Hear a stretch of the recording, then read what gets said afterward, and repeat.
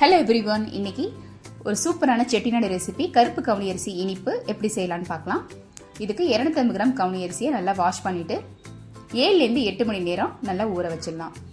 அது நல்லா ஊறுறதுக்கு அப்புறமா அதை குக்கரில் சேர்த்துக்கலாம்.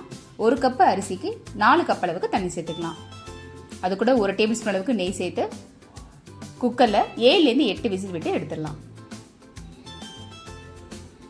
இந்த அளவுக்கு அரிசி நல்லா வேகணும்.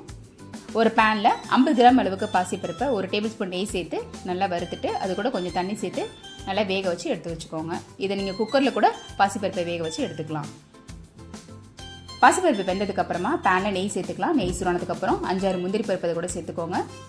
முந்திரி பருப்பு நல்லா கலர் மாறினதுக்கப்புறமா நம்ம ஆல்ரெடி வேக வச்சு வச்சுருக்க கவுனி அரிசியும் அது கூட சேர்த்து நல்லா கிளறி விட்டுடலாம்.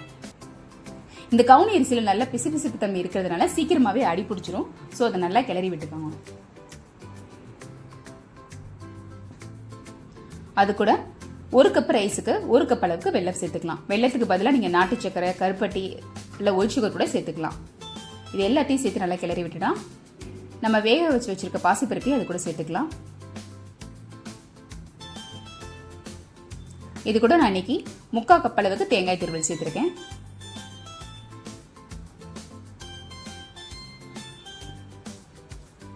எல்லாத்தையும் நல்லா கிளறி விட்டுட்டு லாஸ்ட்டாக 2 டேபிள் ஸ்பூன் நெய் சேர்த்துக்கலாம். அது கூட ஒரு சின்ன டேபிள் ஸ்பூன் அளவுக்கு ஏலக்காய் பொடி. அடுப்பை லோ ஃப்ளேமில் வச்சு எல்லாத்தையும் நல்லா கிளறி விட்டிங்கன்னா ஒரு சூப்பரான டேஸ்ட்டில் கருப்பு கவுனி அரிசி இனிப்பு ரெடி. இது பிரேக்ஃபாஸ்ட்டாகவும் எடுத்துக்கலாம், இல்லை நீங்கள் ஸ்நாக்ஸ் ரெசிபியாக கூட எடுத்துக்கலாம். கண்டிப்பாக ட்ரை பண்ணி பாருங்கள். தேங்க்ஸ் ஃபார் வாட்சிங்.